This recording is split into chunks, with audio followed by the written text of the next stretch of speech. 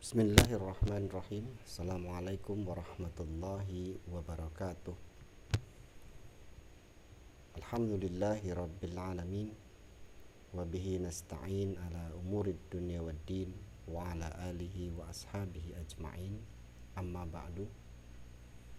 Adik-adik mahasiswa dimanapun Anda berada, pada video kali ini saya akan menjelaskan tentang materi kita yang ke-14, yaitu pola tasawuf dalam mendekatkan diri kepada Allah Subhanahu wa ta'ala. Kita tahu bahwa tasawuf adalah mystical dimension of Islam. Kalau kita sepakat dengan apa yang dikatakan oleh Animaris Kimal.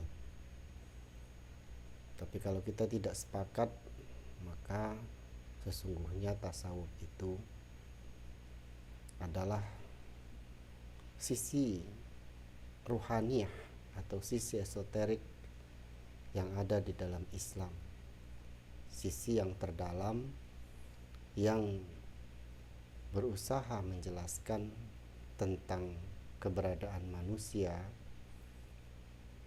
yang merupakan dua unsur yang berbeda yang menjadi satu, yakni jasad dan ruh. Nah, tasawuf ini lebih menekankan pada persoalan yang ruhaniyah. Nah, bagaimana cara orang-orang tasawuf mendekatkan diri kepada Allah? Yang barangkali membedakan antara orang yang tasawuf dan tidak tasawuf. Nah, tasawuf ini sebagaimana kita pahami belakangan ini hanya bisa kita temukan dalam kelompok-kelompok tarekat. Maka kelompok-kelompok tarekat ini memiliki cara masing-masing dalam upaya mendekatkan diri kepada Allah sebagai thariqah, sebagai metode,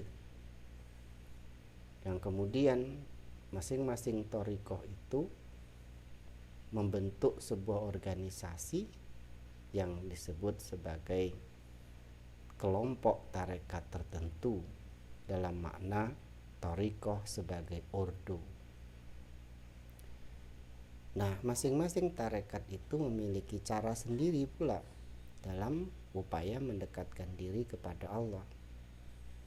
Yang kita bahas di sini ada 3 poin penting. Yang pertama adalah zikir sebagai upaya untuk latihan spiritual, kemudian ibadah sebagai sarana penyucian jiwa atau tazkiyatun nafs, dan yang ketiga riyadhah dan mujahadah sebagai usaha yang keras bagi seseorang untuk mendekatkan diri pada Allah. Baik, yang pertama adalah zikir sebagai sarana untuk latihan spiritual. Kita pahami dulu satu persatu tentang kata ini. Pertama, kata zikir yang berasal dari bahasa Arab yang merupakan isim masdar dari kata zakaro, sehingga zakaro yazkuru zikron, yang berarti menyebut, mengingat, dan memberi nasihat. Itu kalau kita baca dalam Kamus Al-Munawwir. Nah, kalau Ibnu Athaillah As-Sakandari dalam kitabnya yang sangat terkenal, ya, kita kenal dengan kitab Al-Hikam, itu zikir itu adalah melepaskan diri dari kelalaian dengan senantiasa menghadirkan qalbu bersama Allah.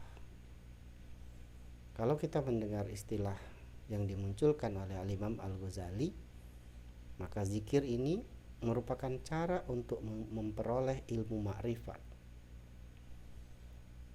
Tak jauh berbeda dengan pernyataan itu ada Ibnu Qudamah seorang sufi juga berkata bahwa tidak ada ibadah yang lebih utama bagi lidah kita setelah membaca Al-Quran selain dari zikrullah, mengingat kepada Allah dan menyampaikan segala kebutuhan kita melalui doa yang tulus kepada Allah. Nah, zikir ini merupakan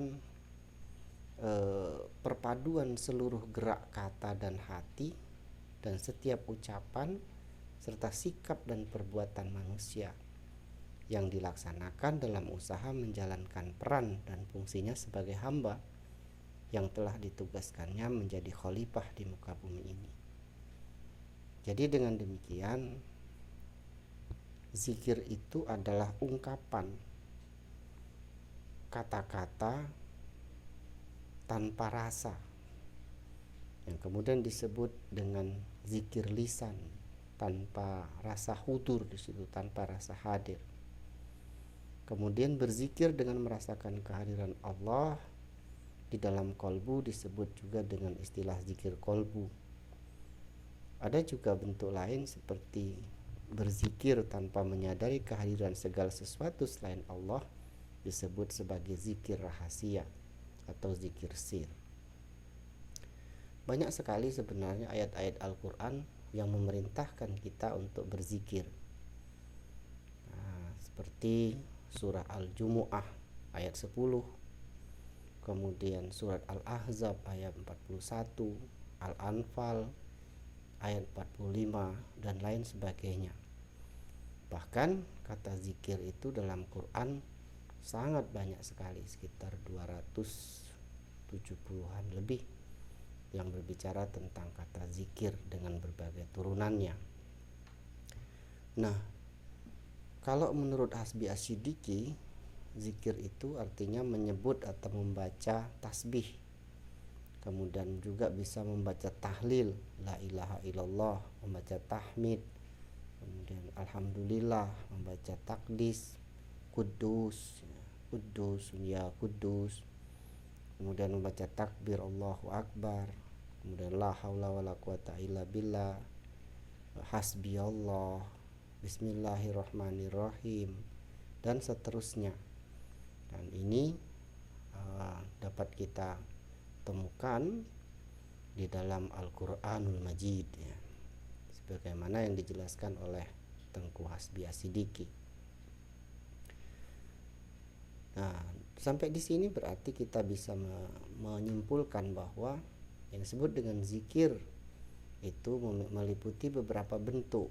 Yang pertama, zikir dalam bentuk lisan, yaitu mengucapkan lapas-lapas tertentu yang telah ditetapkan sebagai wujud ungkapan pujian kita kepada Allah Subhanahu wa taala.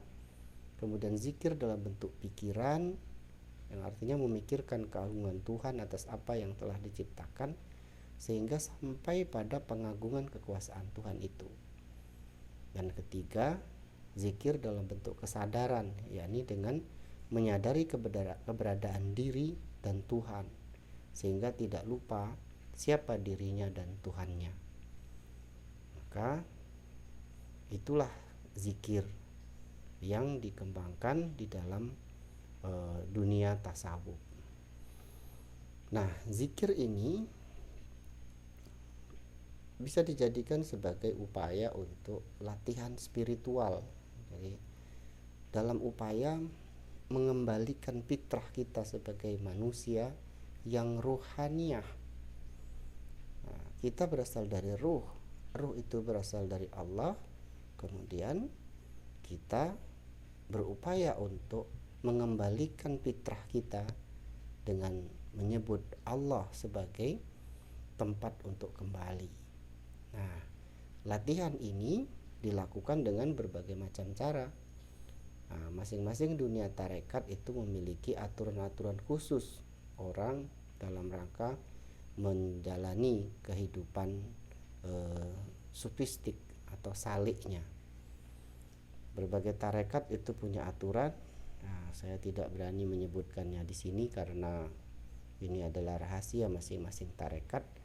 Yang jelas setiap tarekat itu akan mewajibkan para pengikutnya atau muridnya untuk melakukan zikir dengan lafal-lafal yang sudah dipastikan, yang sudah ditentukan oleh sang guru, yang dalam tataran sejarahnya lafal-lafal itu dinyatakan telah berhasil untuk mendekatkan diri kepada Allah Subhanahu wa taala sebagai latihan spiritual sehingga sampai pada titik ma'rifat.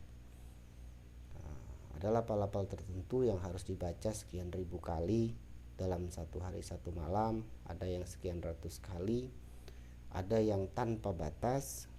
Masing-masing punya tingkatan. Kalau tarekat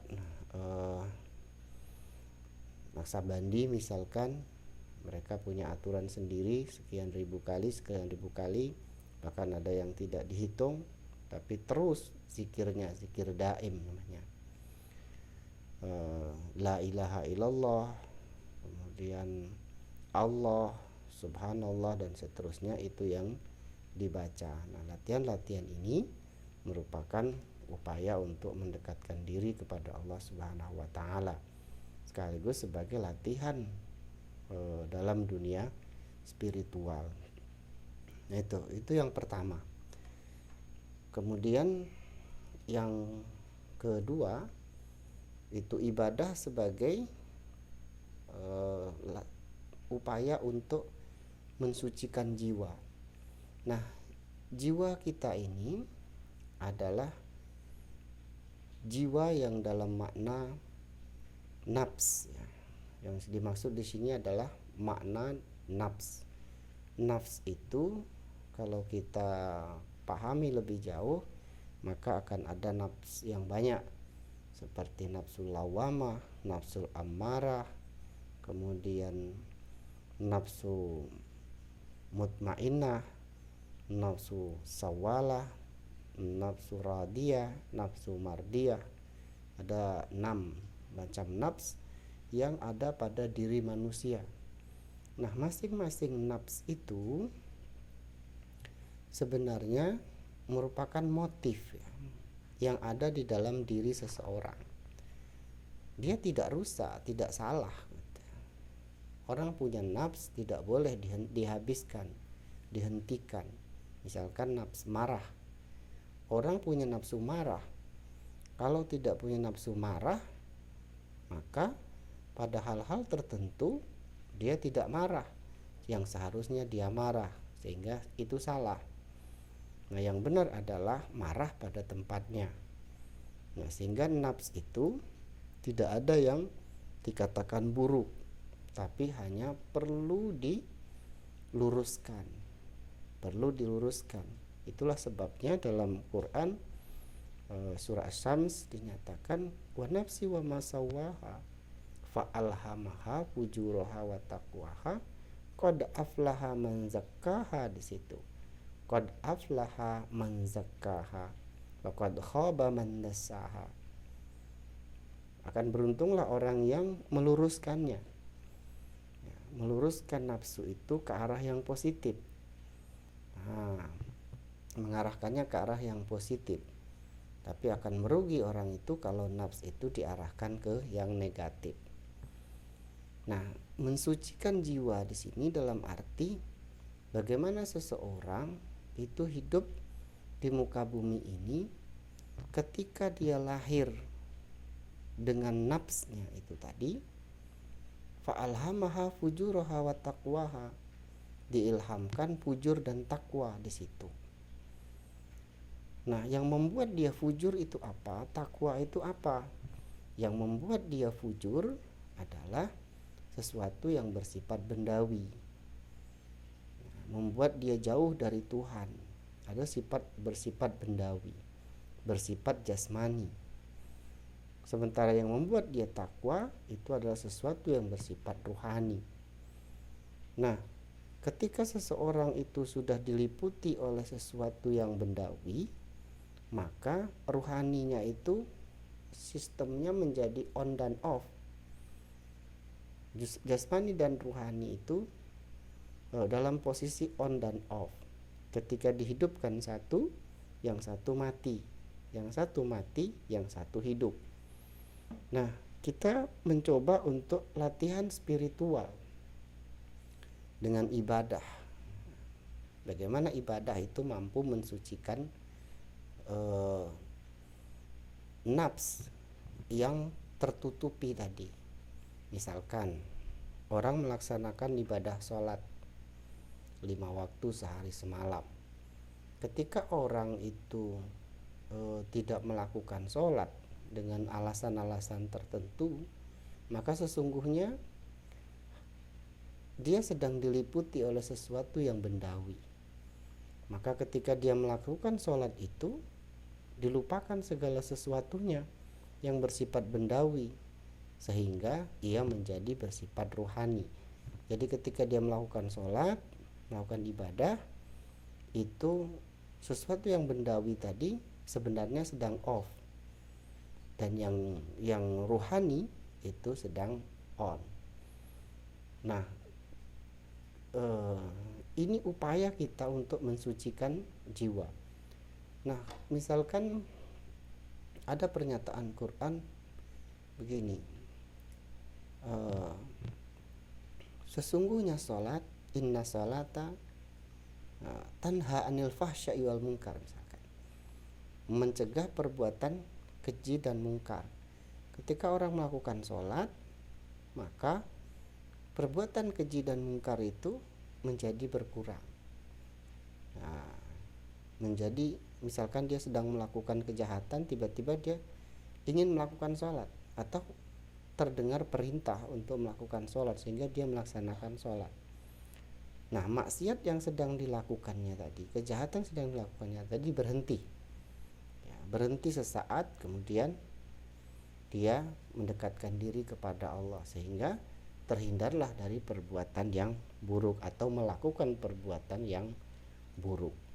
Nah, orang-orang di sekelilingnya itu juga mendapatkan manfaat, dalam arti terhindar dari kejahatan orang yang melakukan sholat tadi. Nah, latihan dalam persoalan ini, ketika orang melakukan sholat, misalkan gini gambarannya itu, kita ini kalau sudah melakukan sesuatu yang baik satu kali, biasanya kepingin lagi melakukan sesuatu yang baik lagi. Contoh, kita melakukan sholat tepat waktu, jam sekian. Nah, nanti pada saat waktunya lagi sholat itu, ada terketuk di dalam hati tadi, kita ingin melakukan sholat tepat waktu lagi, dan nanti akan terus berkembang, akan terus menjadi baik ketika orang itu mengikuti hawa nafsunya yang positif tadi. Tapi kalau misalkan seseorang itu melakukan sesuatu, kemudian dia menolak dorongan untuk melakukan yang positif tadi, maka itu akan terbalik posisinya.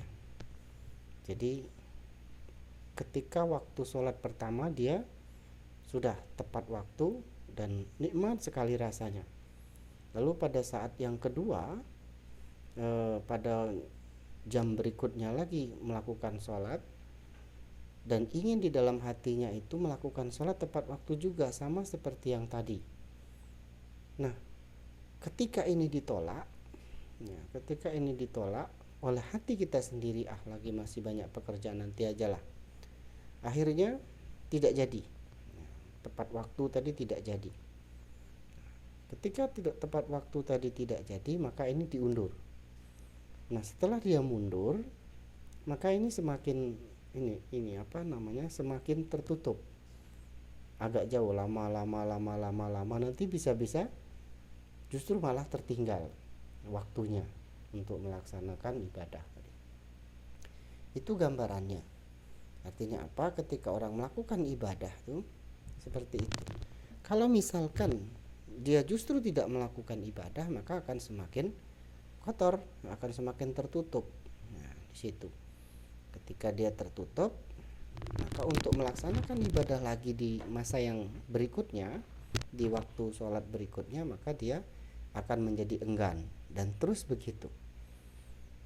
Nah, penyucian jiwa ini perlu kita lakukan dengan cara merutinkan apa yang diperintahkan oleh Tuhan yang baik tadi, dalam artian rutin ibadah.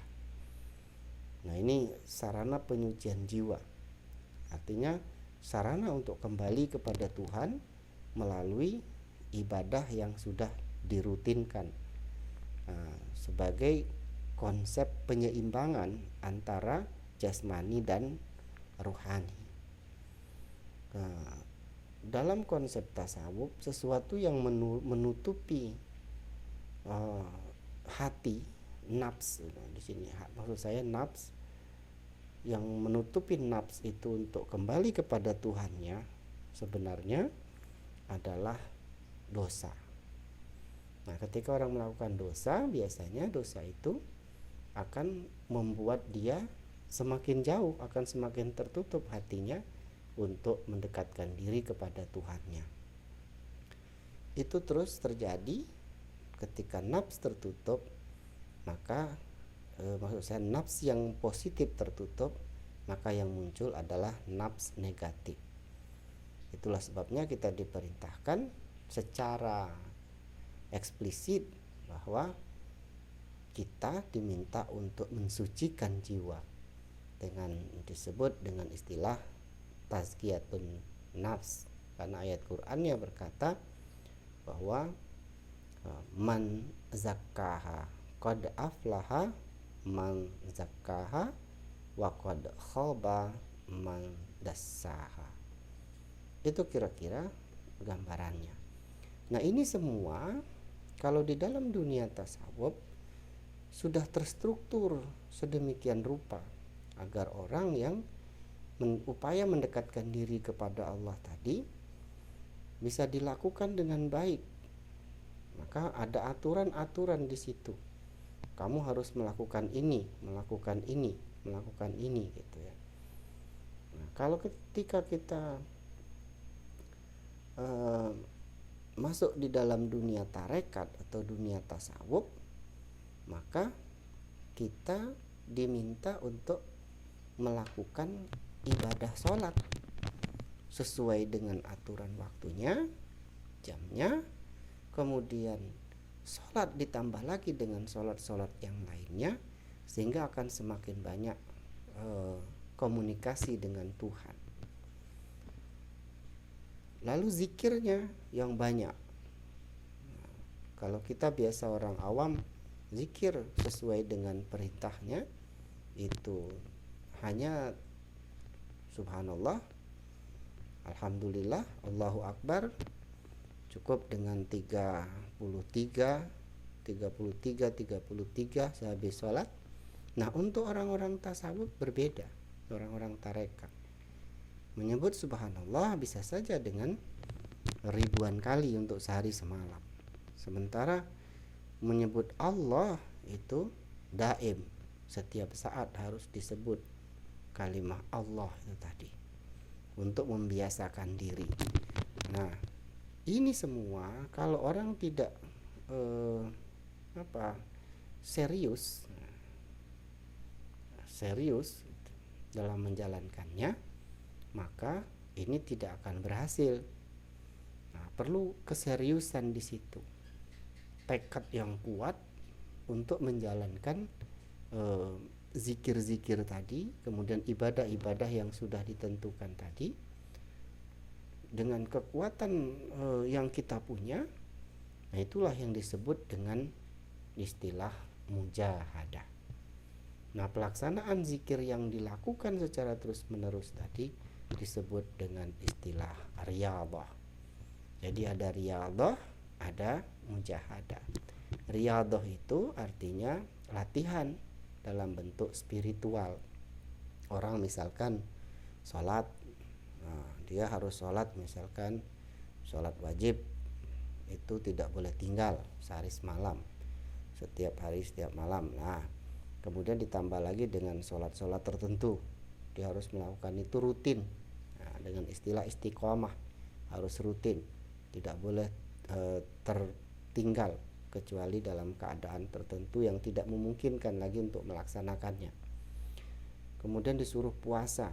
Ketika kita melakukan puasa itu secara alami kita akan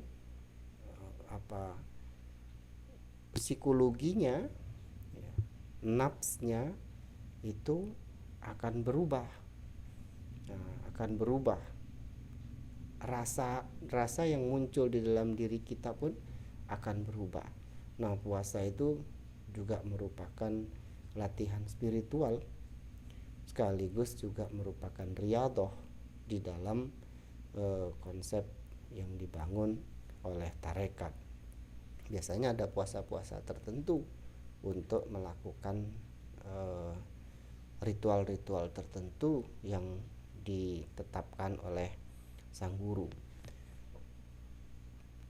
Nah, sekarang riyadhah ini juga tidak hanya berbentuk sholat dan tidak hanya berbentuk sholat dan puasa, tapi ada riyadhah tertentu, misalkan menjalani laku apa, seperti safar, misalkan jalan dari sini ke Ketapang, tidak boleh dikasih uang, tidak boleh membawa bekal.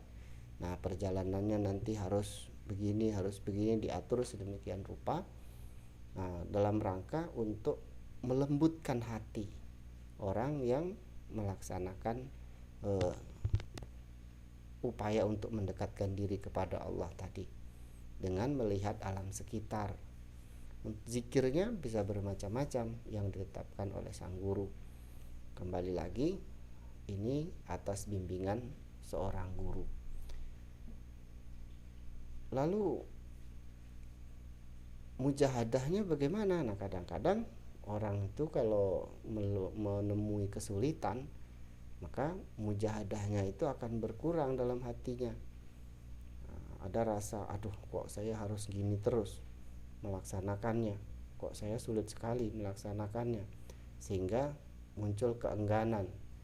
Nah, ini namanya tidak mujahadah.